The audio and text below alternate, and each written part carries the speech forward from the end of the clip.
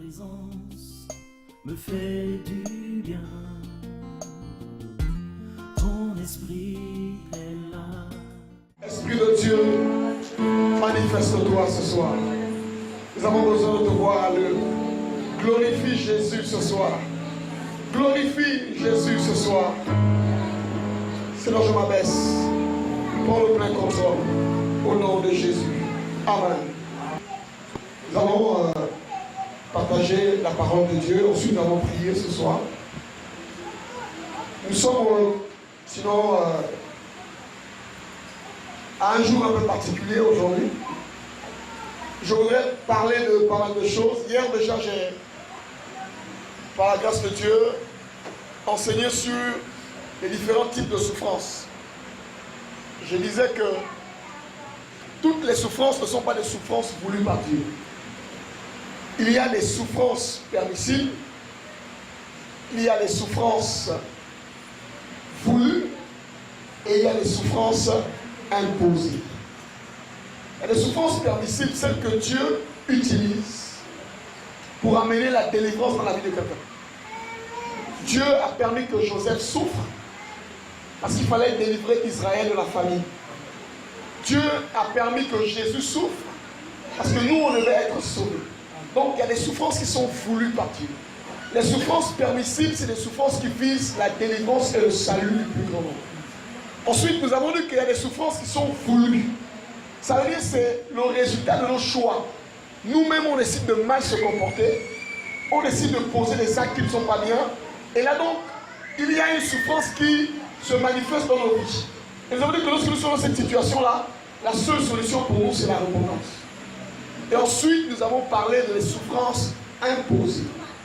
Celles que le diable nous impose. Nous avons lu dans Luc 13, à partir du verset 10, la femme qui avait fait 18 ans de maladie, elle était dans la synagogue, malade. Le sacrificateur la voyait tous les jours. Et Jésus est venu, et ce jour, c'était un jour de sabbat, il a prié pour cette femme, et cette femme a reçu la guérison. Et le sacrificateur s'est indigné en disant, mais comment est-ce que tu peux faire le miracle le jour du sabbat? Et Jésus va révéler la source de la maladie de cette femme. Il dit, cette femme est une fille d'Abraham, que Satan a gagné pendant combien d'années? 18 ans. Souvent, nous souffrons et nous mettons ça au compte de Dieu. C'est Dieu qui a voulu, qui veut que je souffre. Dieu ne veut jamais que ses enfants souffrent. La volonté de Dieu, c'est pas que tu souffres. Alléluia. Et donc, Satan peut gagner les gens pendant des années en les faisant vivre une souffrance imposée. Et là, nous avons dit que, à ce niveau, nous avons besoin d'avoir la révélation. Que Dieu nous parle. Nous devons interroger Dieu sur la nature des souffrances que nous traversons. Est-ce que ma souffrance est une souffrance voulue par toi? Sinon, si elle n'est pas voulue par toi, je dois en sortir. Alléluia. Amen. Nous avons dit aussi hier que la malédiction était un choix. Deutéronome dit, je mets devant toi la vie et la mort, la bénédiction et la malédiction. Choisis la vie. Moïse dit que celui qui vit sous la couverture de la malédiction est mort, même s'il est vivant. Et nous avons expliqué que dans l'église, malheureusement, il y a les morts vivants. Si on est sous la couverture de la malédiction, c'est qu'on est mort du point de vue de Dieu. Alléluia. Amen. Et que nous avons besoin de sortir de cette dimension pour rentrer dans une toute autre dimension. Je ne vais pas prendre du temps pour expliquer tout ce que nous avons vu hier. Je parlais de Jaïbet aussi, qui est un homme qui est né dans la souffrance. Je disais que tu n'es pas responsable de la famille dans laquelle tu es né. Tu n'as pas choisi de naître dans la famille où tu es né. Mais tu as une responsabilité, c'est de changer la donne. Jaïbet est né dans des conditions de souffrance. Mais un jour, il a décidé de prier le Dieu d'Israël afin que le Dieu d'Israël sorte de sa souffrance. Et il est sorti de là. Souvent nous disons, mais Seigneur, je suis né dans une mauvaise famille. J'aurais certainement voulu naître dans la famille du président ou du ministre. Mais le président ou le ministre, eux aussi ont leurs problèmes. Alléluia. Le plus important, ce n'est pas la famille dans laquelle tu es né. Le plus important, c'est la décision que tu prends de sortir et faire la différence. Tu peux être dans une famille où tout le monde est maudit et décider de ne pas être maudit. Parce que la malédiction comme la bénédiction sont une des le voisin, tu as décidé quoi? Alléluia. Je voudrais déjà vous dire que le salut, c'est un full package. Ça veut dire que quand Jésus vient nous sauver, il ne nous sauve pas seulement pour aller au ciel. Je disais hier qu'il y a une chanson que nous chantons dans les églises. Hein? C'est pas la chanson. Dans les cieux, dans les cieux, dans les cieux, ma patrie est dans les cieux. J'irai là-bas, dans ma nouvelle patrie. Le chant dit, même si je souffre sur la terre, ce n'est rien. Mais c'est quelque chose si tu souffres sur la terre. Tu ne peux pas lire des chansons comme ça. Même si je souffre sur la terre, ce n'est rien. Si tu souffres sur la terre, c'est que tu as un problème. Parce que Dieu ne peut pas créer des gens. Imaginez-vous la distance. Dieu vous met dans le ventre d'une femme. Il vous envoie pendant 9 mois dans le ventre, il vous fait sortir, c'est pour souffrir. Quel est ce Dieu? C'est pas Dieu. C'est pas le Dieu de la Bible. Alléluia. Amen. Je voudrais dire qu'il y a 4 types de chrétiens dans l'église. 4 types de chrétiens. Le premier type de chrétiens, ce sont des gens qui ont échoué, mais qui ne savent pas qu'ils ont échoué. Ils sont maudits, leur vie est difficile, ils ont échoué dans la vie, mais ils ne sont pas au courant. Pour eux, c'est normal. La vie qu'ils vivent, c'est une vie normale. Ils ne savent pas qu'ils ont échoué dans la vie. Et tout ce qui leur arrive, c'est la volonté de Dieu. Ah, toute chose concourt au bien de ceux qui aiment Dieu. Ça, c'est le premier type de chrétien dans l'église. Le second type de chrétien, c'est ceux qui savent qu'ils ont échoué, mais qui s'en foutent. Pour eux, ils ont accepté la défaite du diable. Pour eux, leur vie, c'est comme ça. En tout cas, je n'ai plus trop d'efforts. J'ai beaucoup essayé. J'ai beaucoup lutté. Donc, ce qui arrivera, arrivera. Ils sont bloqués, ils ont échoué, mais ils ont accepté la défaite dans leur vie. Ils ont voulu avoir des enfants, ils n'ont pas pu avoir les enfants. Ils ont dit, bon, ok, d'accord, j'accepte la volonté de Dieu. Ils sont malades d'une maladie incurable, ils ne guérissent pas. Au bout d'un moment, ils disent, j'accepte, c'est la volonté de Dieu. Ils vivent dans le malheur, ils essaient de trouver le travail, ça ne marche pas. Ils disent, ok, d'accord, c'est la volonté de Dieu. Ils ont échoué, mais en fait, ils sont conscients qu'ils ont échoué, mais ils sont fatalistes, ils s'en foutent, ils disent, ok, tant mieux, j'avance, je vis ma vie jusqu'au jour où je meurs. Satan t'a gardé dans une cage. Si tu es dans cette catégorie-là, tu es dans une cage du diable. Alléluia. Ensuite, il y a ceux qui ont échoué, qui savent qu'ils ont échoué, mais qui cherchent des solutions. Je parle à quelqu'un. Ça veut dire qu'il sait que sa vie ne marche pas. Il sait que les choses ne sont pas claires. Mais il n'accepte pas sa vie, il cherche des solutions. On ne peut pas cohabiter avec la pauvreté. Quand j'ai lu la Bible, je me suis rendu compte que la pauvreté est une malédiction. Prenez Deutéronome. Oh, je vous le dis, lisez Deutéronome 28. La pauvreté est une malédiction. Donc tu ne peux pas être convaincu de dans ta vie. Il y a la pauvreté, comme je l'ai expliqué. La pauvreté ne signifie pas ne pas avoir un salaire. Depuis le premier jour où je vous ai dit ça. Tu peux avoir un salaire et être pauvre. Endetté. Le diable n'a pas réussi à t'empêcher d'avoir le travail, mais il a réussi à faire en sorte que tu ne jouisses pas du fruit de ton sort. Lisez les Deutéronome, c'est une malédiction. Lorsqu'un homme ou une femme ne peut pas jouir du fruit de son travail, ne peut pas se faire plaisir. Tu as travaillé, mais à la fin du mois, tu ne peux pas te mettre à l'aise. C'est la malédiction. Tu parles à quelqu'un?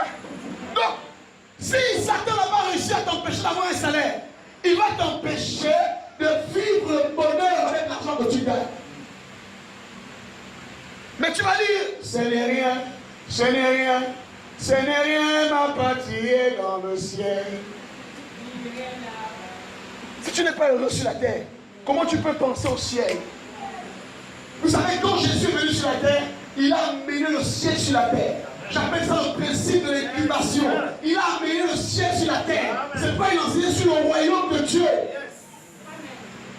Les gens disent, oh, dans les cas que Jésus n'avait pas un endroit où poser la tête. Jésus avait un trésorier, papa. C'est pas les pauvres qui ont le trésorier. Il avait un trésorier. Il portait les vêtements de frères. Qui a dit que Jésus était pauvre? Souvenez-vous, lorsque la femme est venue casser le parfum, qu'est-ce que Jésus a dit? On peut prendre ça pour le donner à qui? Aux pauvres.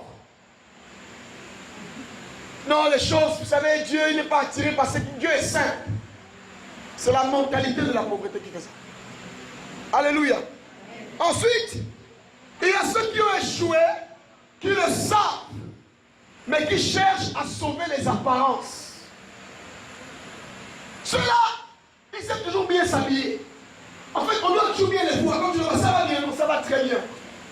Non, comment tu vas, non, les choses vont très bien. Devant les autres, vous savez, pareil pour être bien, quoi. Tu vis bien.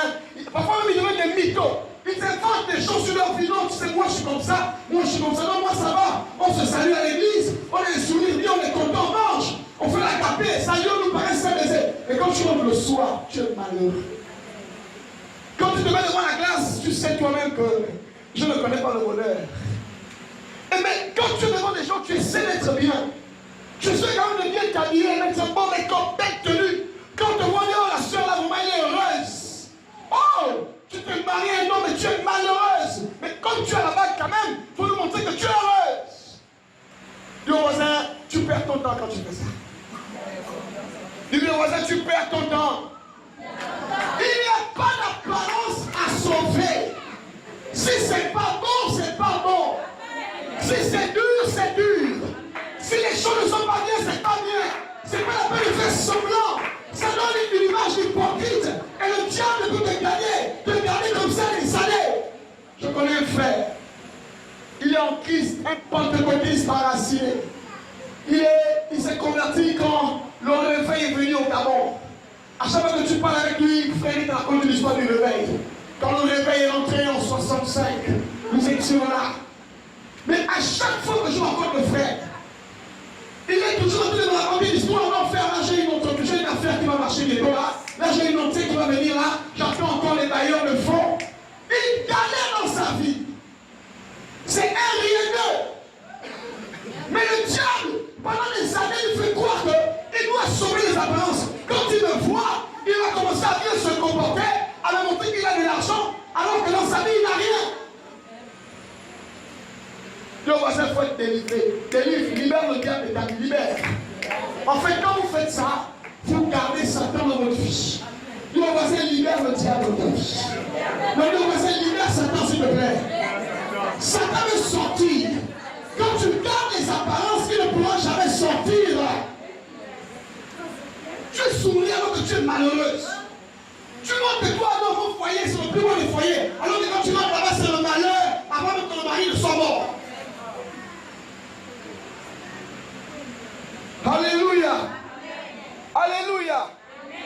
Sortez du culte des apparences. On va lire Ésaïe 49, 24 à 25. Ésaïe 49, 24 à 25. Le butin du puissant, lui sera-t-il enlevé? Et la capture faite sur le juste, échappera-t-elle? Oui, dit l'Éternel, la capture du puissant lui sera enlevée. Et le butin du tyran lui échappera. Je combattrai tes ennemis et je sauverai tes fils. Alléluia. Il y a une question prophétique que Dieu pose à son peuple. Il dit, est-ce que vous croyez que le butin du puissant sera enlevé? Est-ce que vous croyez que la capture faite sur le juste échappera? Ça veut dire, est-ce que tu crois que si tu es captif de quelque chose, tu peux être délivré?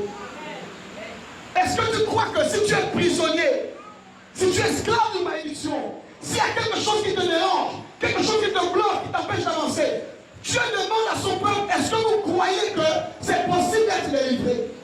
Est-ce que vous pensez que c'est possible de sortir de l'esclavage?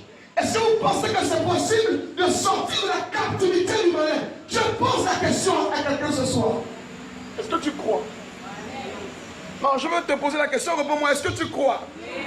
Est-ce que tu crois que le captif peut expérimenter la délivrance? Est-ce que tu crois que la malédiction peut s'arrêter? Est-ce que tu crois que Ruben peut vivre malgré les paroles que Jacob a libérées? C'est ce que Dieu demande. Vous savez, vous ne pouvez pas aller au-delà de ce que vous croyez. Dieu ne peut pas imposer les vérités dans vos vies. Pour qu'une vérité s'impose à vous et qu'elle soit manifestée, vous devez l'accepter comme telle. Elle devient un nouveau pilier installé s'établit dans votre vie et ça produit le changement. On peut parler, si vous ne croyez pas que la parole de Dieu est oui et amen, même si vous connaissez ces versets ne pourront pas changer vos vies. Quand la Bible déclare que les paroles que je vous ai envoyées sont d'esprit et vie, on dit, écoutez-le le sens, les paroles sont d'esprit parce qu'elles viennent de Dieu. Elles sont vies parce que nous les acceptons comme la parole de Dieu. Une parole peut sortir là, je peux crier, vociférer. Si je ne crois pas que ça vient de Dieu, ça ne produira pas les changements. Est-ce que tu crois que le captif peut être délivré? Si la malédiction t'a gardé captif, je t'annonce que tu peux en sortir. Parce que Dieu lui-même, quand il pose la question, il répond. Il dit oui, dit l'Éternel. Dieu pose la question et lui-même il répond. Il répond parce qu'il a les moyens de te défendre. Quand Dieu répond à une question à laquelle il te pose, il sait que lui-même il a les moyens de Dieu pour te sortir de la situation. Alléluia. Alléluia. Crois-tu que le captif peut être délivré? Il y a des gens qui pensent que leur cas est fini. Leur cas est foutu. Mais on va voir ce soir qu'aucun cas n'est foutu. Les choses ne font que commencer. J'ai appris dans la vie que Dieu te laisse aller jusqu'où tes forces peuvent t'amener. Au bout d'un moment, quand tes forces finissent, c'est là que sa force commence. J'aime Dieu. Parce que quand tu as épuisé les ressources, c'est là que sa ressource commence. La Bible dit, venez à moi pour tout ce qui est fatigué et chargé. J'ai discuté avec un homme qui travaille au sapeur-pompier. Il dit, quand quelqu'un se noie, si tu vas l'aider à sortir, il va te tirer avec lui. En fait, on dit, dès que quelqu'un se noie, il faut attendre qu'il n'ait plus de force. Il a tenté de sortir de l'eau. Il n'y a plus de force. Quand tu sens qu'il n'y a plus de force, là tu peux le prendre. Tu le fais sortir et tu le sauves. Dans la vie, Dieu sera prêt à nous sauver. Le jour où vous n'aurez plus de force. Pour l'instant, vous vous battez encore avec vos vies, avec vos projets. Là, ça ne marchera pas. Mais le jour où vous allez comprendre que Dieu doit être ma force. Ce n'est pas n'importe qui dit à Dieu. C'est ceux qui sont fatigués et chargés. Si tu es fatigué, c'est là que Dieu t'aime. Mais les gars, quand tu es fatigué, abandonne. Quand tu es fatigué, c'est là où Dieu t'aime. Tu aimes les gens qui sont fatigués. Tu aimes les gens qui ont essayé que ça n'a pas marché. Tu aimes les gens qui ont tâtonné. Tu aimes les gens qui ont dit c'est fini. C'est là que Dieu dit je viens maintenant dans ta vie. On acclame le Seigneur. Si tu es fatigué ce soir, Dieu t'aime quand tu es fatigué comme ça. Parce que Paul dit que la puissance de Dieu s'accomplit dans ma faiblesse. Paul dit quand je suis faible, il y a un mystère bizarre. Quand les gens me voient faible, ils pensent que je suis faible. Mais moi, Paul, j'ai découvert un mystère. C'est que quand je suis faible, c'est alors que je suis fort. Amen. Attention à un homme qui a déjà perdu les forces. Parce que c'est là que Dieu devient sa force. Amen. Quand un homme encore fort, il peut parler, rien ne se fera. Mais quand un homme a perdu la force, c'est là que Dieu devient sa force. Souvenez-vous de l'homme qu'on appelle Gédéon, l'homme qu'on appelle Samson. Il avait tout perdu. Les yeux étaient crevés. Les Philistins se moquaient de lui. Là, il a tenu le bâton. Il est le Dieu d'Israël. Accorde-moi la force. Une deuxième fois, une dernière fois. La Bible dit que la force qu'il a eue, il a tué ses ennemis. Plus grand nombre que ceux qu'il a tués pendant qu'il était vivant. Ah, acclame Jésus. Lorsqu'une personne est faible, c'est là que la gloire de Dieu vient dans sa vie. Quand vous êtes fort, vous irez encore sur les gardes. Vous allez encore rester debout. Cherchez les solutions. Mais quand vous êtes faible, Dieu devient votre solution. Acclame le Seigneur, s'il te plaît. Alléluia. On va lire un texte dans Matthieu 27, 50 à 51. La Bible dit ceci. Jésus poussa, dis avec moi, poussa de nouveau un grand cri et il rendit l'esprit. Le verset 51. Et voici, le voile du temple se déchira en deux, depuis le haut jusqu'en bas. La terre trembla, les rochers se fendirent. Alléluia. La Bible dit au verset 52, les sépulcres s'ouvrirent et plusieurs corps des saints qui étaient morts ressuscitèrent. Ah ça digne épisode de Hollywood. Jésus, avant de mourir, il va pousser un cri. Ce ne sera pas un cri comme les cris des gens du Wellington. Parce que dans le Wellington, on crie. Quand c'est la joie, on crie.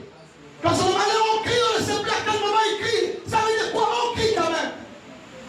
Mais le cri de Jésus, c'était un cri qui ouvrait les portes de quelque chose. Quand Jésus a crié, le terme qu'il a rendu l'esprit. Écoutez, il y a au même instant, le voile du temple se déchire. Quand vous lisez le texte, vous avez comme l'impression que celui qui décrit ça, le temple était là, Jésus était là, et il voyait comment, quand Jésus mourait, le temple se déchirait. Mais non, entre Golgotha et le temple, c'est des milliers et des centaines de kilomètres. Parce que Golgotha, c'est hors de la ville. Mais le cœur veut nous envoyer à comprendre quelque chose. Il dit, quand Jésus est mort, le voile du temple, écoutez, c'était quel voile? Entre le lieu saint et le lieu très saint, il y avait un voile qui séparait. Tous les hommes ne pouvaient pas rentrer dans le lieu très saint. Mais quand Jésus est mort, la Bible me dit que le voile s'est déchiré. Écoutez, pas du bas vers le haut, mais du haut vers le bas. Ça veut dire que c'est Dieu qui a déchiré. Dieu a ouvert la porte.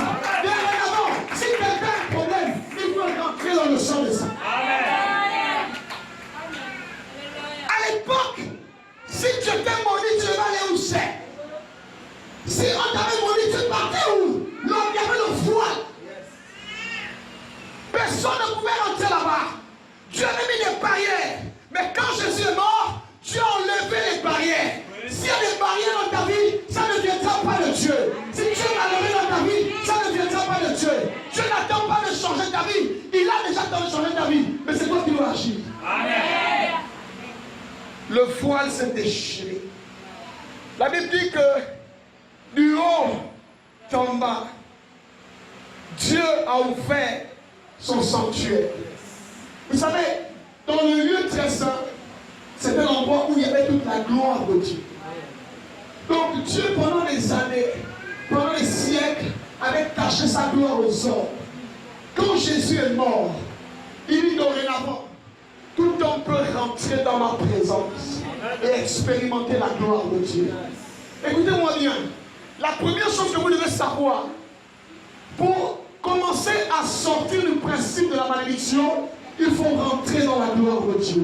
Amen. Je ne dis pas qu'il faut venir à l'église. Il y a une différence entre venir à l'église et rentrer dans le sang des saints.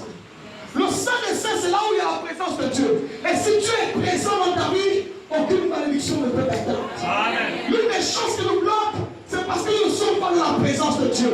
Et si on n'est pas dans la présence de Dieu, la Bible déclare que l'ennemi rôde comme un lion rougissant, cherchant qu'il t'évore. Si tu fuis la malédiction, il y a un lieu où tu peux aller te cacher. Pas chez les gangas. Je me moque des gens qui vont chez les tradipraticiens. Je me moque des gens qui vont laver le corps. Ils lavent le corps pour un temps. Quand les gens veulent être ministres, ils lavent le corps pour devenir ministre. Mais frère, un an après, 6 mois après, il n'est plus ministre. Il devient un homme normal. Mais quand c'est Dieu qui te lave, quand c'est Dieu qui te purifie, la gloire demeure dans ta vie. Amen. La première chose que tu dois savoir, Dieu veut que tu sortes du principe de la malédiction en rentrant dans la présence de Dieu. Mes amis, il n'y a pas un endroit aussi mystique. Il n'y a pas un endroit aussi puissant que la présence de Dieu. Tous ceux qui sont rentrés dans la présence de Dieu, leur vie a changé.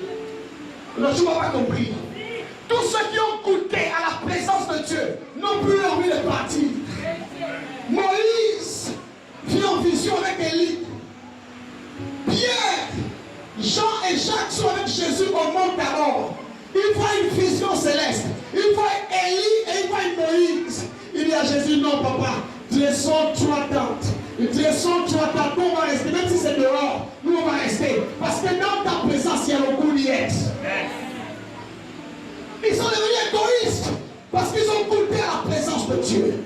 Ma soeur, tu as déjà goûté à la présence de Dieu. Je ne dis pas que tu as goûté à l'église, je dis goûter à la présence de Dieu. Quand on goûte à la présence de Dieu, les choses, s'il y avait des scories dans sa vie, ça commence à tomber. S'il y avait des malédictions, on dit que les gens prennent la malédiction comme un vêtement. Dans la présence de Dieu, la malédiction tombe.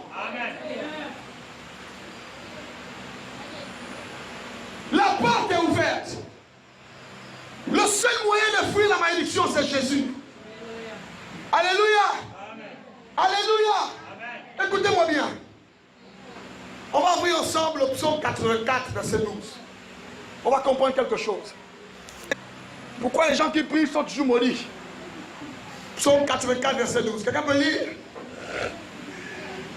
Psaume 84, verset 12. Oui.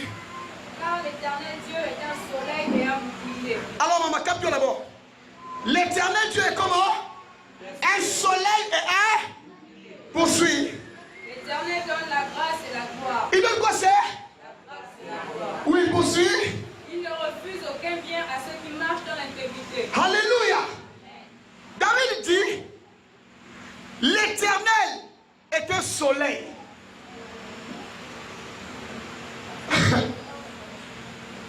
Dans le lieu très saint, c'est là-bas qu'il y avait le chandelier, la lumière.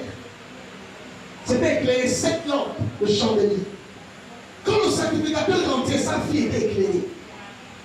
La Bible dit que Dieu est un soleil. Lorsque vous marchez dans l'obscurité, les choses ne marchent pas. Les choses sont compliquées. Au lieu de chercher les marabouts, au lieu de chercher les trucs bizarres, au lieu de chercher à pleurer, l'Éternel est un soleil. Ça veut dire quoi? Si tu t'approches du soleil, tu vas prier. Amen. Si tu t'approches du soleil, tu vas prier. Si ta fille ne prie pas, c'est parce que tu ne t'es pas suffisamment approché de Dieu. Moïse s'est approché de Dieu pendant 40 jours. Quand il est sorti, lui-même il ne savait pas ce qui se passait dans ta vie, dans sa vie. Le mystère de la gloire avait environné sa vie. Écoute, tu peux dans l'église et ne jamais expérimenter la gloire. La Bible dit l'Éternel donne la grâce et la gloire. La grâce, tous les hommes ont la grâce. Dieu fait grâce à qui il veut. Même les païens ont la grâce. Quand tu te lèves le matin, quand la pluie tombe, même les gens qui ne croient pas aussi peuvent prendre l'eau de la pluie. C'est la grâce logistique. Donc, Dieu fait la grâce, Dieu fait grâce à tous ses enfants. Oh frère, je suis dans la grâce. Non frère, tu peux avoir la grâce sans avoir la gloire. La grâce est gratuite, mais la gloire a un prix. Amen. Tu n'as pas compris. Pour avoir la grâce, c'est ça. Accepte Jésus. Oui. Et maintenant, pour passer du palier de la grâce à la gloire, il faut payer le prix de la présence de Dieu. Amen. Si tu veux voir les choses changer dans ta vie, commence à te rapprocher de Dieu. Commence à chercher Dieu. Commence à prier Dieu. Commence à dire Seigneur, je te cherche. Ma vie n'est pas bien. Change ma vie. Là, tu te rapproches de Dieu. Tu te rapproches de lui. Il vient vers toi et la gloire éclate dans ta vie. Amen. Toi, tu veux prier pendant une semaine. Rien ne se passe. Tu dis non, c'est bon. Et le diable a gardé les chrétiens dans la dimension de la grâce. Mais Dieu ne donne pas que la grâce. Est-ce que tu as déjà goûté à la gloire? Tu as goûté à la grâce, c'est vrai. Mais est-ce que tu as vraiment goûté à la gloire? Toi, les chrétiens ont goûté à la grâce. Moi, les chrétiens goûtent à la gloire. Tu es d'accord avec moi, de Seigneur? Lorsque le diable sait que tu commences à vouloir goûter à la gloire, il commence à donner des petites promotions, des petites choses dans ta vie. Tu commences à aimer Dieu, tu commences à dire, oh non, j'ai déjà le petit travail que j'ai là, j'ai un travail. Frère, le travail là, c'est pas la gloire, c'est la grâce.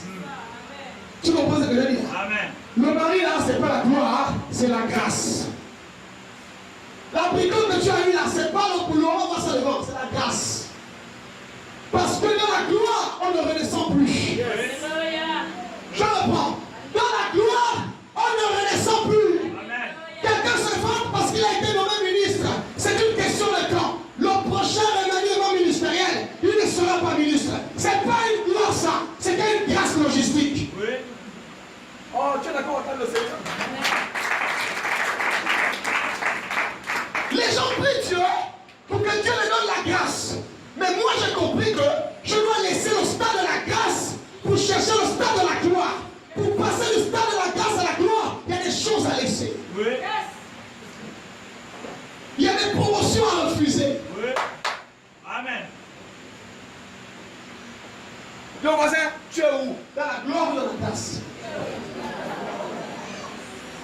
Tu vois une soeur, elle m'a témoigné, elle a eu le travail. Je veux témoigner la gloire de Dieu. Ma soeur, tu connais la gloire de Dieu? Non, tu connais la gloire de Dieu. Le travail, c'est la gloire de Dieu. Un jour, on a pris l'arche. La belle fille d'Élie, Ikabot. La gloire est bannie. On n'avait pas pris l'argent. la présence de Dieu. Hey, elle donne la gloire, pas l'argent, mais la gloire à la présence de Dieu. On peut tout te prendre dans la vie. Le jour où on réussit à te prendre de Dieu, tu es mort. Et là, tu peux tout perdre dans la vie. Tu perdras une femme, Dieu donnera une femme. Tu perdras des enfants, Dieu donnera des enfants. Tu perdras de l'argent, il donnera de l'argent. Mais si tu perds Dieu, c'est fini. Parce que lui-même, il est celui qui est la résurrection et la vie. Amen. Il est capable de donner ce que tu as perdu. Les gens cherchent la grâce, mais Dieu ne donne pas la grâce, Dieu donne la gloire. La Bible dit qu'on a lu, Dieu donne la grâce et la gloire.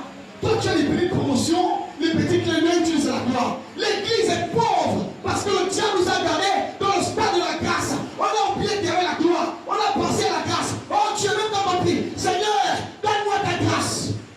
Tu demandes ce que tu as. Pourquoi demandes-tu ce que tu as?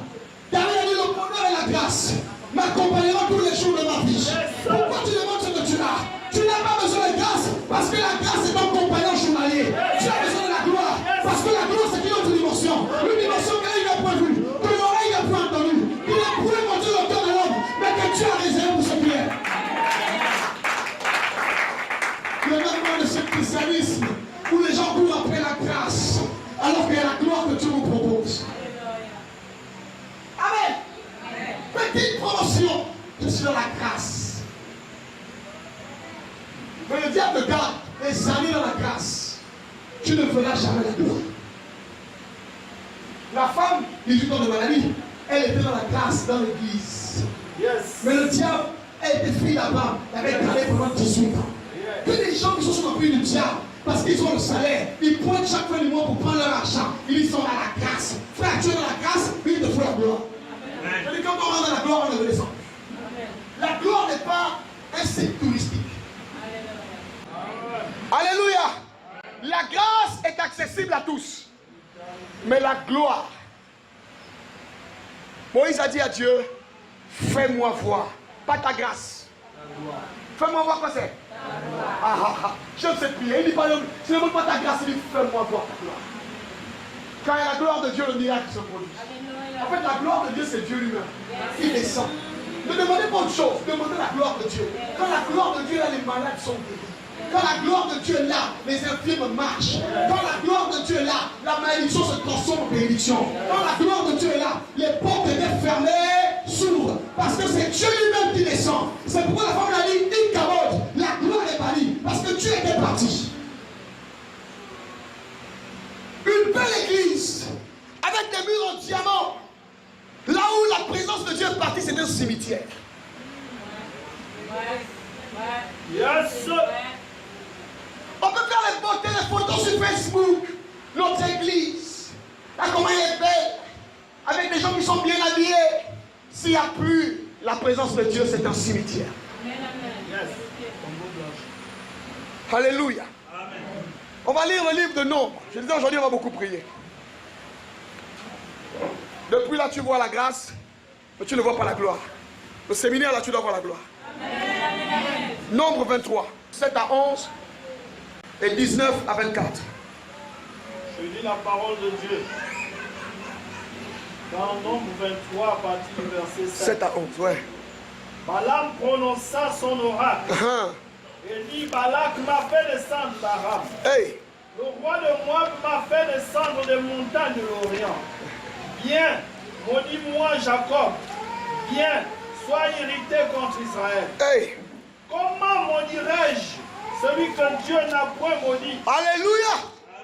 Comment serais-je irrité quand l'Éternel n'est point irrité? Je le vois du sommet des rochers. Je le vois du sommet des rochers. Je le contemple du haut des collines. Hey. C'est un peuple qui a sa demeure à part. Aïe. Et qui ne fait point partie des nations. Qui peut compter la poussière de Jacob. Alléluia. Et dire le nombre du quart d'Israël.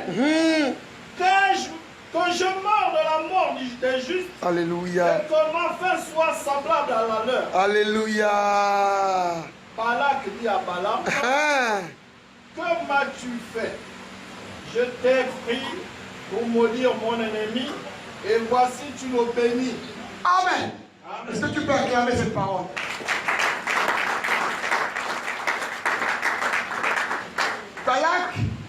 roi. Balak a une armée. Mais bizarrement, il ne fait pas confiance à la puissance militaire de son armée. Il va louer les services d'un prophète charlatan. Balak croit que les mauvais sorts qu'un homme peut jeter peut apporter la victoire ou la défaite d'un individu. C'est nous qui croyons que les malédictions, c'est les choses de la blague. Balak il croit la puissance de la malédiction. Il dit, je crois qu'au-delà de ma force militaire, si tu parles à ce peuple, si tu parles seulement un peu, contre ce peuple, nous allons gagner sur le plan militaire. Tout ce qui est physique a d'abord une origine spirituelle. Je dis tout ce qui est physique a d'abord une origine spirituelle. Alors qu'est-ce qui va se passer? Lorsque Balaam arrive, d'abord Dieu lui ne part pas. Il insiste parce qu'il veut partir, mais il part quand même. Quand il arrive, on l'amène sur une montagne. Et sur la montagne, il va commencer à vouloir maudire Israël. Mais il pose la question, comment pourrais-je maudire ce que Dieu a béni? Première vérité, la malédiction ne cohabite pas avec la bénédiction. Amen. Soit vous êtes maudit, soit vous êtes béni. Coexistence pacifique impossible. Je parle avec vous. Amen. Balaam dit ceci. Je les vois de loin les collines. Ah, quand il veut les maudire, Dieu ouvre les yeux sur la position spirituelle d'Israël. À chaque fois qu'on voudrait lancer un mauvais sort, le premier problème qui va être réglé, c'est quelle est la position spirituelle de la personne qu'on veut maudire. Est-ce qu'il est à la basse-cour? Est-ce que c'est un poussin ou c'est un aigle? Parce qu'il y a une dimension où la malédiction ne peut pas s'envoler. Quand tu es sur les montagnes, quand tu as une bonne position spirituelle, même si on te maudit, ça ne t'atteindra pas. Oui. Oh, tu comprends ce que je dis? Est-ce que tu comprends ce que je dis? Tu es où sur la rocher? On dit c'est un peuple qui n'a pas sa place parmi les nations. Nous sommes, ce peuple-là où tu dis, nous sommes dans le monde. Mais nous ne sommes pas. Balaam peut venir, mais il ne trouve pas de possibilité de mentir. La question que je vous pose, comment est-ce que vous, en tant qu'enfant de Dieu, malédiction de Dieu,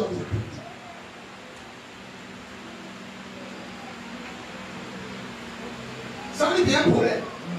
Si vous voulez avoir la malédiction des choses de famille, il y a une porte qui a été ouverte.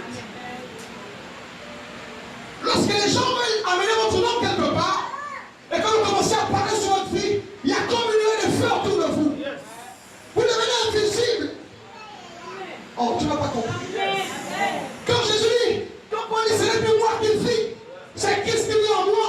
Ça veut dire que lorsqu'on le cherche, on ne le trouve plus lui, mais on trouve Christ. Comment réussir à vous trouver?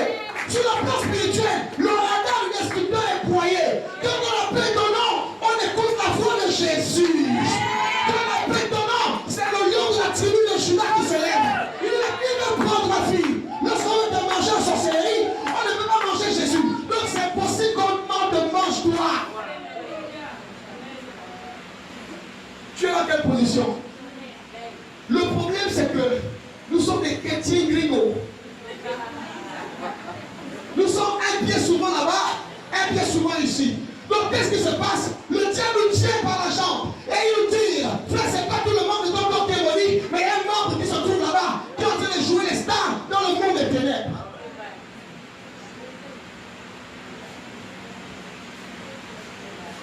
J'ai lu la Bible. Malédiction. Balaam a voulu parler. Dieu a dit c'est impossible. Dis avec moi c'est impossible. Non, dis avec moi c'est impossible. Dis avec moi c'est impossible. Je ne peux pas être maudit. Avec conviction, c'est impossible. La malédiction ne peut pas m'attraper. Ça ne peut pas me coller. Est-ce que vous comprenez ça? Balaam veut parler. Mais il dit c'est impossible. Comment je peux maudire quelqu'un que Dieu a béni? Est-ce que tu es vraiment béni? Touche voisin. Est-ce que tu es vraiment béni? Non, est-ce que tu es vraiment béni? Ou tu es Jésus-Christ. Alléluia. Alléluia. Écoutez-moi bien. On va lire la partie 19 à 24. On va rentrer dans le message. 19 à 24, allons-y. Ouais. Dieu n'est point un homme pour mentir, Dieu n'est point un homme pour mentir, ni fils d'un homme pour se repentir. ni fils d'un homme pour se repentir. Ce qu'il a dit, ne le fera-t-il pas? Alléluia. Poursuis, papa. Ce qu'il a déclaré, ne l'exécutera-t-il pas? Amen. Poursuis. Voici, j'ai reçu l'ordre de bénir. Hey. Il a béni, je ne le révoquerai point. Alléluia. Il n'aperçoit point d'iniquité en Jacob. Hey. Il ne voit point d'injustice en Israël. Alléluia. L'Éternel, son Dieu, est avec lui. Amen. Son roi, l'objet de son allégresse. Alléluia. Dieu les a fait sortir d'Égypte. Amen. Il est pour eux comme la vigueur du buffle. Alléluia. L'enchantement ne peut rien contre Jacob. La divination. La divination contre Israël. Est-ce que tu peux acclamer le Seigneur? Est-ce que tu peux acclamer le Seigneur? Est-ce que tu peux acclamer le Seigneur? Est-ce que tu peux acclamer? Non, acclame. Je ne te sens pas acclamer. Je ne te sens pas acclamer. Je ne te sens pas acclamer. Je ne te sens pas acclamer. Acclame. C'est une réalité pour ta vie. L'enchantement. Il y a la divination. La divinité de l'enchantement. Alléluia. Écoutez-moi bien ça. Il a fait la première tentative. Satan était tué. Quand tu as fermé la porte, il revient toujours. Écoutez, il y a un domaine où on ne peut pas battre le diable, c'est au niveau de la persévérance. Satan est persévérant jusqu'à... Que même Dieu n'a jamais oublié, il est là, il est persévère. Lui, il persévère. La Bible dit qu'il rentre. Alléluia. Et Balak prend encore l'homme qu'on appelle Balak. Il dit non, je double la mise de l'argent. On change de position. La première fois, tu as seulement vu une partie du peuple. Mais on va aller sur une autre montagne, là où tu vas voir le peuple en général. Quand il arrive, écoutez la porte, il dit Dieu, mais il a quel problème là? Il dit Dieu n'est pas un homme pour mentir. Il est fils d'homme pour se. Je me suis posé la question. Le gars parle de quoi? Est-ce que vous ne posez pas la question? Il parle de quoi? Il dit ce qu'il a dit, attention, quand on dit qu'un homme ment, ça veut dire que la personne n'est pas capable de réaliser ses paroles. Donc quand on dit que Dieu n'est pas un homme pour mentir, ça veut dire que Dieu a dit quelque chose sur le peuple. Amen. Oh, tu n'as pas compris. Quand on dit que Dieu n'est pas un homme pour mentir, ça veut dire que Dieu a dit quelque chose sur toi. Amen. Quand on dit qu'il n'est pas un fils d'homme pour se répartir, ça veut dire qu'en réalité, il ne peut pas changer ce qu'il a décidé sur ta vie. Non, tu n'as pas bien compris encore. Écoutez. Cette partie du texte-là nous donne deux révélations. La première révélation, c'est qu'il y a deux types de bénédictions. Oh! Il y a des bénédictions conditionnelles. Suivez-moi d'abord. Il y a premièrement des bénédictions conditionnelles. Secondement, il y a des bénédictions de prédestination. La bénédiction conditionnelle est liée à quoi? Au critère d'éligibilité. Ça veut dire quoi? On dit, pour réussir au poste de directeur général, vous devez avoir un master, vous devez avoir ceci, vous devez avoir cela. Et le jour que vous remplissez les critères, on dit, on vous a choisi. Frère, c'est une bénédiction comment? C'est une bénédiction comment? On t'a choisi parce que tu remplissais les conditions. Lorsque l'humain reçoit la bénédiction, en fait, la bénédiction du Fils aîné est une bénédiction conditionnelle. Parce que pour recevoir l'héritage, il faut être l'aîné. Mais écoutez, il y a un mystère. Dans la bénédiction conditionnelle, tu peux perdre ce que tu as reçu. Tu m'as bien compris? Dans la bénédiction conditionnelle, tu peux perdre ce que tu as reçu. On peut te dire aujourd'hui tu es ministre, le nom il y a un homme qui est mieux que toi, on le nomme. Tu es directrice aujourd'hui, il y a une femme qui est plus grande que toi, on la nomme. C'est pourquoi Esaü a pu perdre son droit de naissance. Parce que c'était une bénédiction conditionnelle. Il y avait des conditions. Il y avait des conditions. Et là, sur ce, Dieu nous regarde. Il dit, regardez, les enfants que je créais sont sur la dimension de bénédiction conditionnelle. Mais en fait, Dieu ne nous sauve pas en nous donnant des bénédictions conditionnelles. Alléluia. Alléluia. La bénédiction conditionnelle, tu peux la perdre. C'est pourquoi Ruben a perdu sa bénédiction. Au profit de, qui c'est, Manassé et Ephraïm. On peut te voler une promotion au travail. J'entends le qui dit, j'avais mon mari, on m'a volé mon mari. C'était une bénédiction conditionnelle. Il t'avait choisi parce que tu étais certainement belle à cette époque. Certainement tu as beaucoup d'argent. Mais là tu n'as plus d'argent. Il y a une autre femme qui remplit les critères d'éligibilité. Donc tu perdras le mari. Tout ce que vous avez eu en étant dans la bénédiction conditionnelle, vous allez perdre ça. Si les gens sont venus vers vous parce que vous aurez beaucoup d'argent, vous allez les perdre demain. Le jour où vous n'aurez plus d'argent, ils partiront. Tu n'as pas compris. Si tu gardais les gens à la maison parce que tu as beaucoup d'argent, le jour où tu perds l'argent, tu ne seras plus l'homme qui garde les gens. On va te considérer comme étant maudit. Tu es d'accord, j'acclame le Seigneur.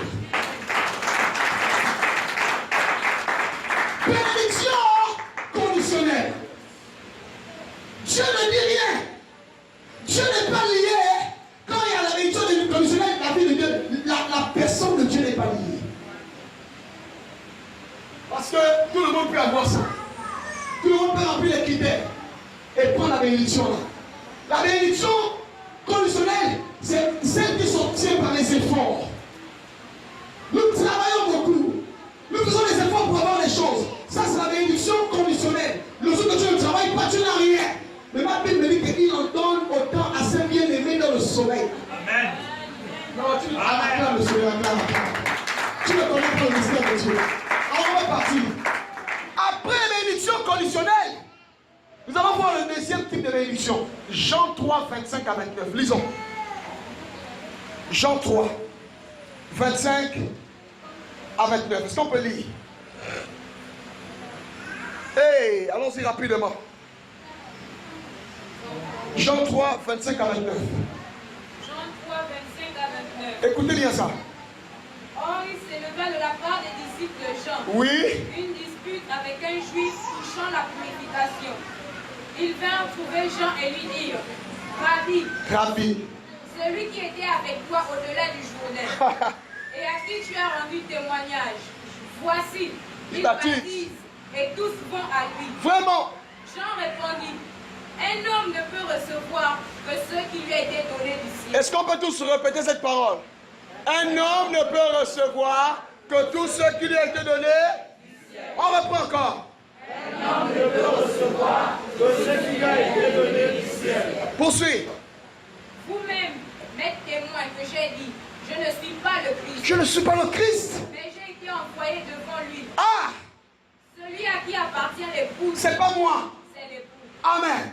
Mais l'ami de l'époux, qui se tient là et qui l'entend, éprouve une grande joie à cause de la foi de l'époux. Alléluia. Aussi cette joie qui est la mienne est parfaite. Amen. Est-ce qu'on peut acclamer cette parole? Amen.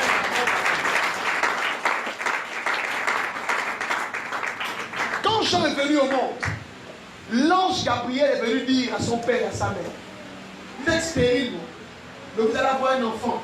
Vous allez l'appeler Jean, ça vient du ciel. Il sera grand devant le Seigneur. Il marchera avec la puissance d'Élie. Mais Jean est venu pour préparer le chemin du Seigneur. Ce n'est pas lui le Messie. Jean a commencé le ministère.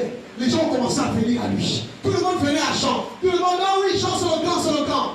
Un jour, un homme apparaît. Jean le baptise.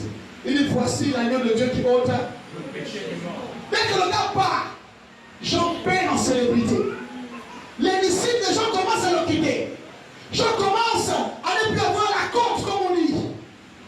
Et les gens viennent, les disciples disent que toi aussi, c'est quand même toi le big boss. C'est toi qui as quand même baptisé le type. Mais le type que tu as baptisé là, il fait les disciples. Écoutez la réponse de Jean. Un homme ne peut avoir que ce qui vient de voir. On reprend ensemble. Un homme, une femme ne peut avoir, ne peut recevoir que ce qui lui vient lui. Je parle maintenant de bénédiction de prédestination. Yes, sir. La bénédiction de prédestination n'est pas transférable. Yes. Elle vient du ciel directement sur vous. C'est pourquoi les gens peuvent voler vos étoiles, ils ne feront rien avec. Yes. Parce que si ça vient du ciel, on ne peut pas utiliser juste mesure. Écoutez-moi bien. Quand tu es venu au monde, il y a des choses, il y a un package que Dieu t'a donné. Il y a eu Made in Joël. C'est en toi. Quelqu'un ne peut pas prendre ça. Quelqu'un peut t'imiter, mais il ne sera jamais Joël.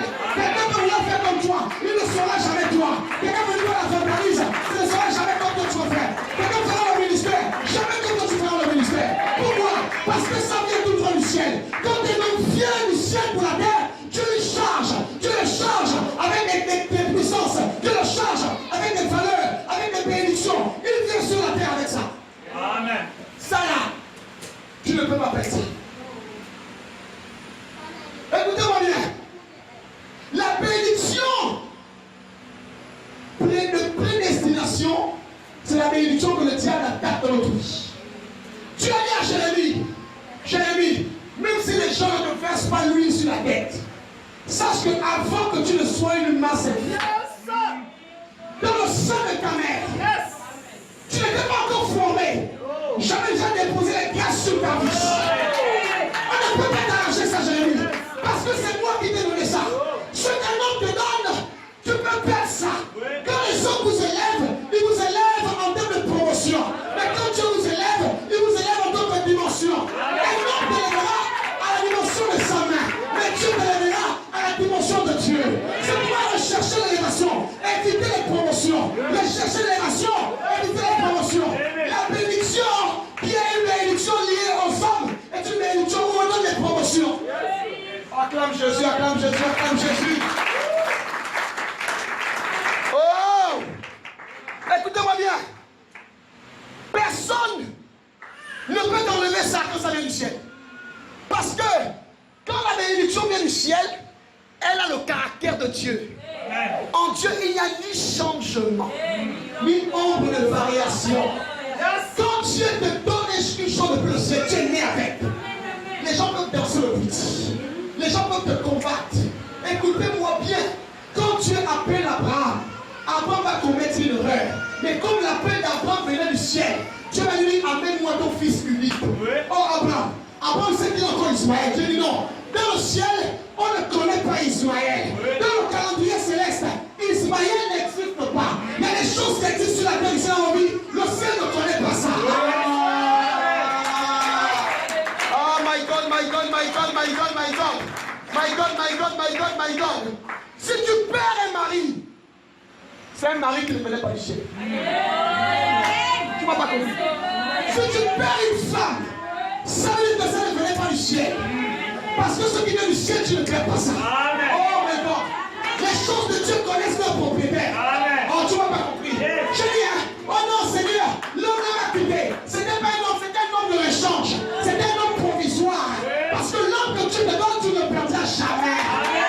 Quand tu te donnes quelque chose, tu ne peux pas perdre ça. Ma soeur, si tu as perdu un travail, ça ne venait pas du ciel.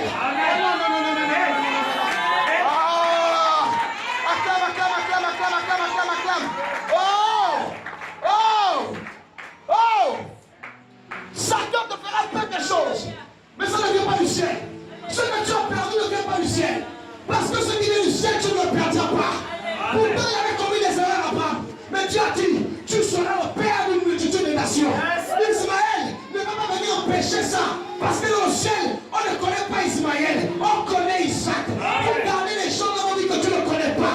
Les gens dans le ciel ne connaissent pas. Vous êtes dans les boulots que le ciel ne connaît pas. Vous êtes dans les relations que le ciel ne connaît pas. Et vous ne serez pas heureux. Parce que le ciel n'est pas d'accord avec vous. Oh, acclame. Continue à forcer. Tu risqueras d'être malheureux.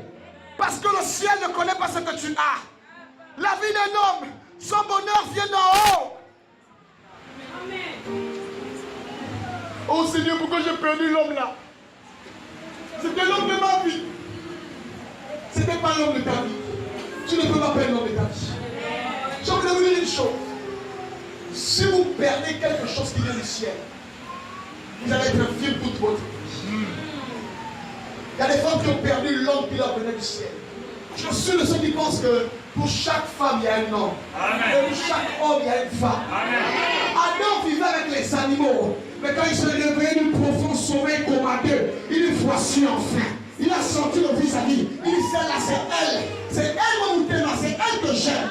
Je crois qu'il y a des gens dans la vie qui ont épousé les hommes qui n'étaient pas les hommes de leur vie. Ils sont dans les foyers, ils sont malheureux. Mais en fait, tu sais que ce n'est pas du ciel. Tu es obligé de te condamner. Tu as le travail, tu n'es pas épanoui. Comment expliquer que tu as le travail, mais tu n'es pas épanoui? Parce que ça ne vient pas du ciel. Ce qui vient du ciel donne le bonheur. Ce qui n'est pas grand, mais ça donne le bonheur. Ce qui vient du ciel, ça tranquillise. Ce qui vient du ciel, ça donne la paix. Tu as des choses qui ne sont pas du ciel dans ta vie. Mais je vais annoncer ça ce soir dans ta vie. S'il y a quelque chose que tu gardes qui n'est pas du ciel, c'est de te quitter au nom de Jésus. C'est en comprenant ta destinée. L'homme qui rôde autour de toi, s'il ne vient pas du ciel, il te laisse. Au nom de Jésus. Le travail que tu commences à vouloir avoir, même s'il y a beaucoup de salaire et quand, si ça ne vient pas du ciel, tu le perdras. Au nom de Jésus.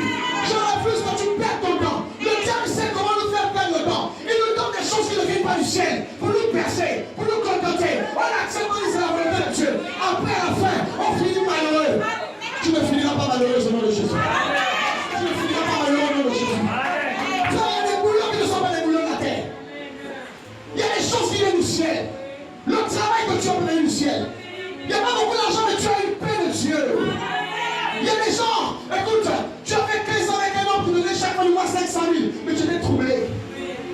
Tu as monté un homme qui donne 100 000, mais tu es dans le bonheur. Tu es épanoui. Mais les chrétiens ne veulent plus ça. Non! Les chrétiens veulent des choses qui brillent. Les chrétiens veulent des grandes choses. Ils ne disent plus, Seigneur, quel est le travail que tu veux que je fasse? Ils convoitent, Seigneur, je vais travailler à PGFI. Mon frère, si tu as appris à travailler à UMEA et que tu pars avec PGFI, tu auras le salaire où tu seras malheureux. Acclame le Seigneur, acclame le Seigneur.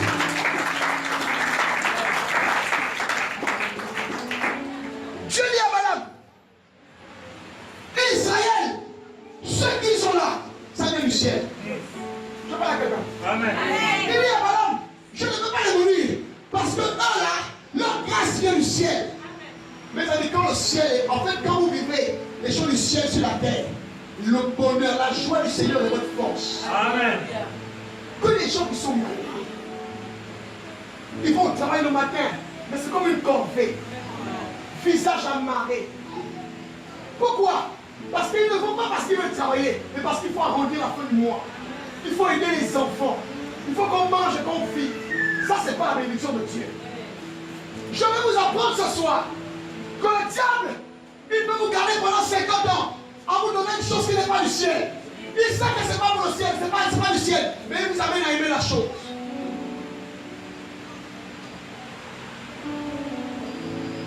Les choses qui ne sont pas du ciel, on les affectionne.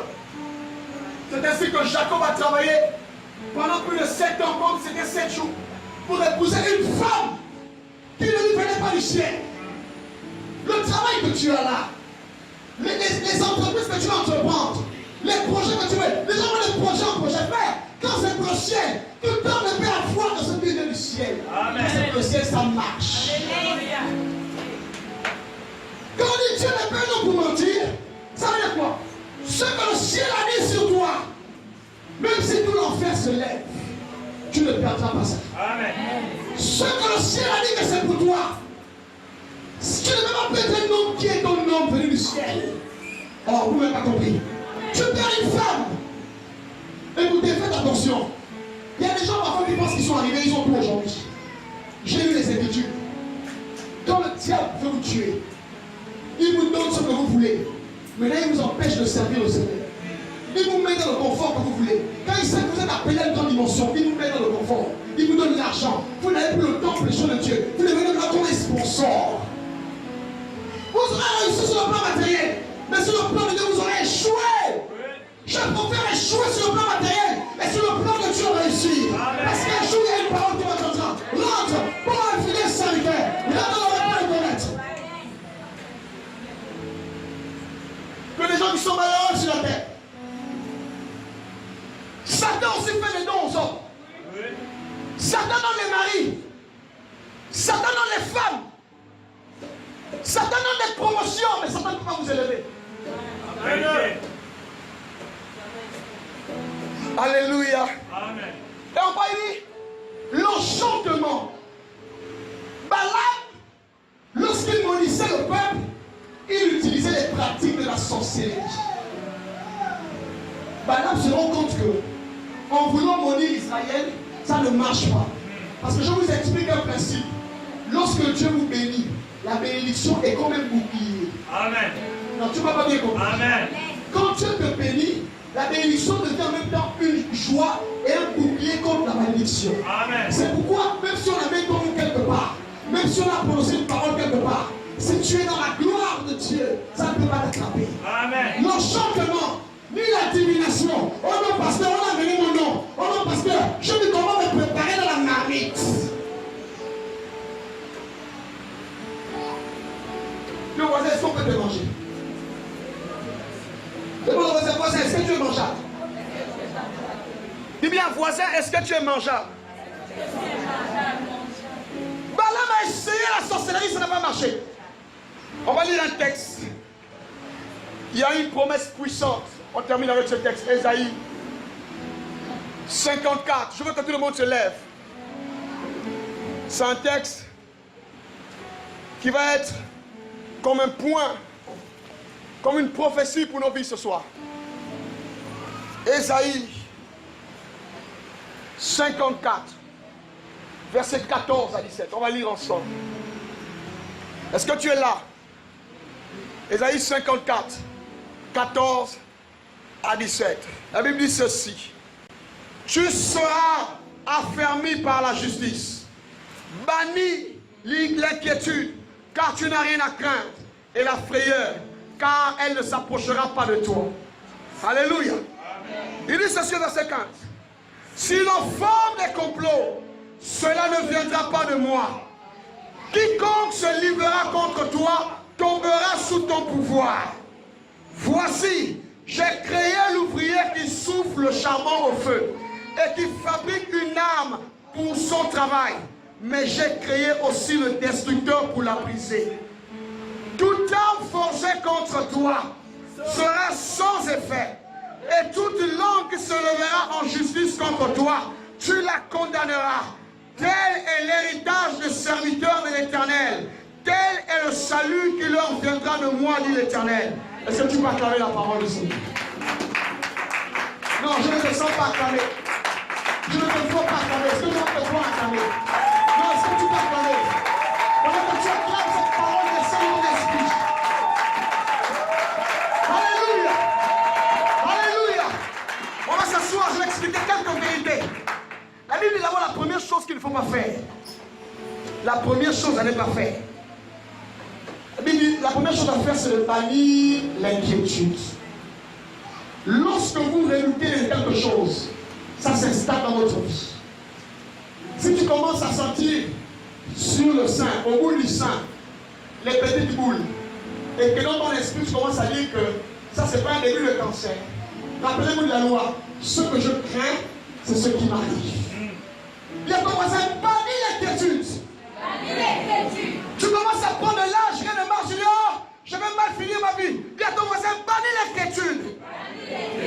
Alléluia. La Bible dit, et la frayeur ne s'approchera pas de toi. Si tu as peur, si tu es inquiet, la peur va venir.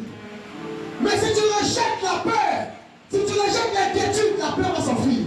En fait, la peur vient avec les inquiétudes. La Bible dit, ne vous inquiétez de rien. Amen. Non, ne vous t'inquiète de rien. La Bible dit, voisin, écoute-moi, t'inquiète de rien. Quand la Bible dit, ne vous inquiétez de rien, c'est vraiment de rien. Même si le congélateur n'a plus rien, ne t'inquiète de rien. Même si tout le monde a dit que tu vas mourir, ne t'inquiète de rien. On clame à grâce de la porte. Alléluia. Écoutez ce que la Bible dit ensuite. Oh, si l'on forme, si l'on forme quoi c'est? Des complots, cela ne viendra pas de toi. Est-ce que tu peux acclamer cette parole? Je veux que tu le répètes avec moi ce soir. Tout complot, non, avec autorité, tout complot contre ma vie ne prospérera pas. Dans le nom suprême de Jésus. La Bible dit tout complot dans le monde des ténèbres, contre mes enfants, contre ma femme, contre mon mari, contre mes finances, ça ne prospérera pas. Au nom suprême de Jésus.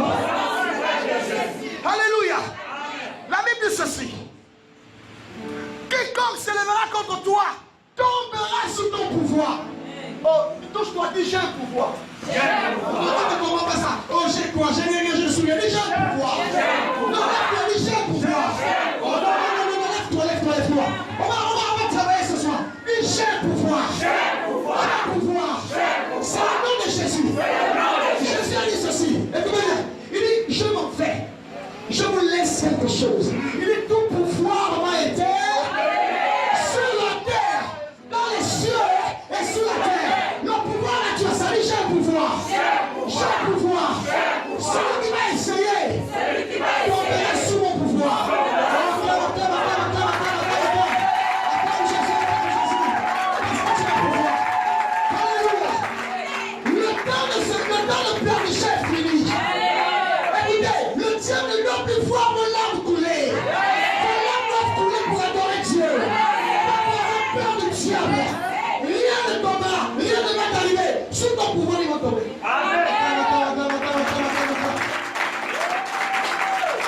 Alléluia. Écoutez ce que la Bible dit. Voici, j'ai créé l'ouvrier qui souffle le charbon au feu et qui fabrique une arme par son travail. Mais j'ai aussi créé le destructeur pour la briser. Qu'est-ce que ça veut dire? Dieu a l'antidote de tous tes problèmes. Satan a le poison, mais il n'a pas l'antidote. Satan sait faire mal, mais il ne sait pas restaurer. La Bible dit que le voleur ne vient que pour dérober, égorger et détruire. Mais Dieu, lui, sa mission, c'est d'apporter en brebis la vie. Le diable connaît détruire, mais il ne connaît pas arranger. Le Dieu qui nous parle dit que c'est moi qui ai créé Satan, mais j'ai aussi créé l'antidote. Quand Satan se lèvera contre toi, j'ai l'antidote pour toi. La Bible dit que tu mourras bien ton breuvage mortel. Il ne t'arrivera rien. Parce que Dieu qui est l'antidote va anéantir le présent de Dieu.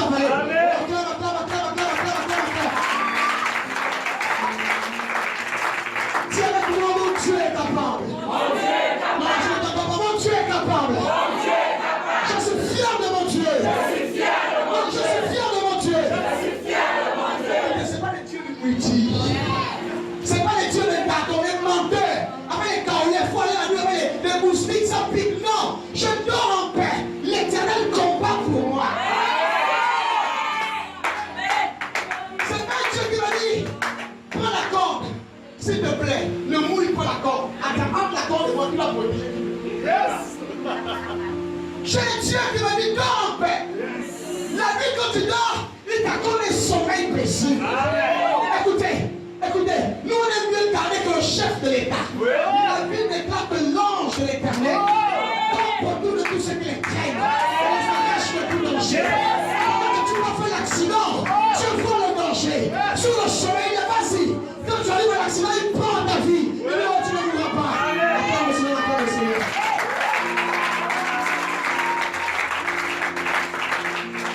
Alléluia. Le verset qui m'intéresse, écoutez-moi ça. Tout tard. Dis avec moi, tout tard. Forgé contre moi sera sans effet. L'idée sera sans effet. Et toute langue qui se lèvera en justice contre moi, tu la condamneras. Quel est l'héritage? Non, il y a deux héritages. Premièrement, tu ne peux pas mourir par empoisonnement. La sorcellerie ne peut pas te tuer, c'est que tu ne peux pas te tuer. La Bible dit, tout tard, je vous informe d'une chose. La technologie est développée en enfer. Satan a développé la technologie. De la même manière que vous voyez les high-tech, les high-Z, les high-droits, sur le plan naturel, sur le plan spirituel, les armes du diable aussi sont développées. La technologie satanique est développée. Les gens sont en empire, même avec une touche d'allumette. Ça devient trop fort. Mais la Bible dit quelles que soient les armes, si l'arme qu'on a utilisée, c'est la stérilité. Si c'est l'arme du chômage, si c'est l'arme du célibat, écoutez-moi bien. Je lui explique le verset. Le verset ne dit pas que Dieu va empêcher qu'on forge l'arme. Non. Quand on va fabriquer le fusil nocturne, Dieu va voir. Dieu va même permettre qu'on te lance le fusil nocturne. J'explique maintenant le sens du verset. À chaque fois qu'on utilise une arme, l'arme a un objectif. Si on dit que toi tu vas être dans le célibat, c'est pour que tu meurs célibataire. On va te créer une séparation. Si on dit qu'on te chasse du boulot, c'est parce que tu perds l'emploi, que tu sois chômeur et que tu es malheureux. C'est l'arme. Oui. Dieu permet qu'on te chasse du travail. Amen. J'ai dit Dieu permet qu'on te chasse du travail. Amen. L'arme va tirer. Et qu'est-ce que la Bible dit? L'objectif Ne sera pas atteint. ne sera pas. J'ai dit, l'objectif pour lequel les gens se sont ligués contre toi ne sera pas atteint. Quand on a tué Jésus, ils ont fait la fête pendant 3 jours en enfer. Pilate et ses amis étaient en train de manger et danser. On l'a eu. Il est où? On l'a eu. Satan lui-même avec les démons. Ils ont organisé un concert en enfer. Premier jour, c'était un concert. Deuxième jour, on visait l'anéantissement. La malédiction vise l'anéantissement. Le malheur vise l'anéantissement. Le premier jour, ils ont vu l'anéantissement. Le deuxième jour, l'anéantissement. Le troisième jour. L'arme de la mort du diable a servi afin que je dise un jour par ces meurtrissures, j'ai été béni.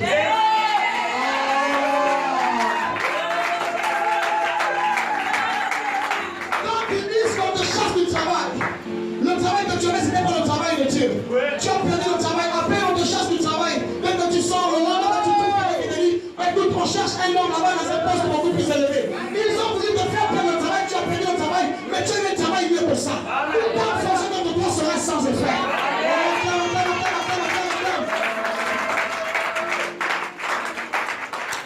Est-ce que je parle à quelqu'un ce soir? Je ne vais pas interdire que le fusil autour te touche, mais tu ne mourras pas. Oh my God, je dis, tu ne permettras pas que la malédiction, ça peut même t'effleurer. Mais écoutez, quand Dieu permet qu'on te tire des flèches, la finalité c'est quoi? C'est que les flèches en question deviendront des fleurs à côté de toi. Amen. Oh, clame. Dieu a permis que l'arme te touche. Tout en faisant notre soi sera, ça veut dire le but pour lequel on t'a bloqué, ils ne réussiront pas à te bloquer. Joseph va dire à ses frères, c'est quoi votre problème? Vous avez eu l'intention de me vendre pour que l'on n'entende plus parler de moi. C'était ça votre objectif. Mais à la fin, c'est moi qui vous ai sauvé de la famille. Je dis au voisin, tout temps forcé contre toi sera sans effet. Et la Bible ajoute ici toute langue. Il n'y avait pas la langue. Là, Dieu parle du mystère, la puissance la plus grande de l'homme, c'est la bouche. Si quelqu'un a parlé contre vous, la Bible dit tu l'as condamné. Amen. Amen. Tu ne réussiras pas. La Bible dit tu l'as condamné. Amen. On a dit dans la famille là, les femmes ne se marient pas. La Bible dit tu l'as condamné. On a dit que tu vivras le bonheur pendant 50 ans, 60 ans tu seras malheureux. La Bible dit tu l'as condamné. On n'est plus dans le siècle des pleurs. On est dans le siècle où on prend l'héritage, 2 héritages. L'arme forcée contre nous ne peut pas. Ceux qui parlent contre nous ne vont pas triompher. Je proclame que tous ceux qui parleront contre seront sous tes pieds au nom de Jésus. Je proclame que tous ceux qui parleront contre seront sous tes pieds au nom de Jésus. Les plus qui ont les psaumes, assois-toi ici jusqu'à ce que je fasse de tes ennemis ton marche.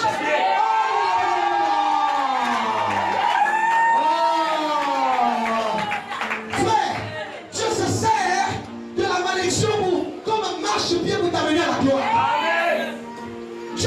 Ceux qui t'ont rejeté ont une raison de te rejeter. Ceux qui ont vendu Joseph ont une raison de vendre Joseph. Oh, tu n'as pas dit Amen. Tu n'as pas dit Amen. Tu n'as pas dit Amen. Oh, alléluia. Écoutez-moi bien. Nous terminons en disant ceci.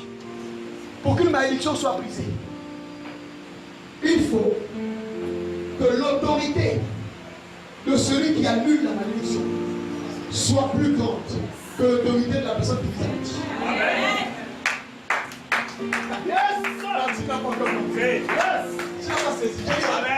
Pour annuler une malédiction dans ta vie, cherche quelqu'un. Si tu connais un nom qui a l'autorité au-dessus de tous les noms, quel que soit ce qu'on a dit sur toi, ça ne peut pas exister.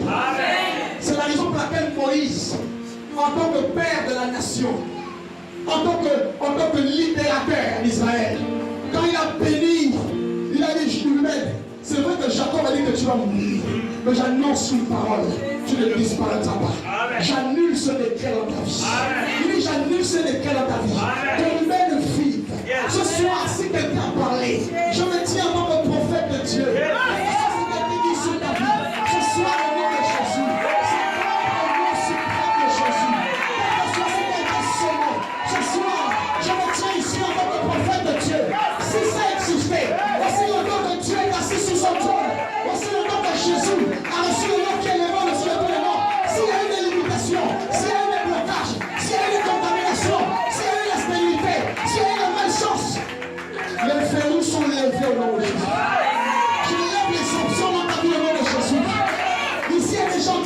a des gens qui ont cessé d'évoluer sur le plan spirituel.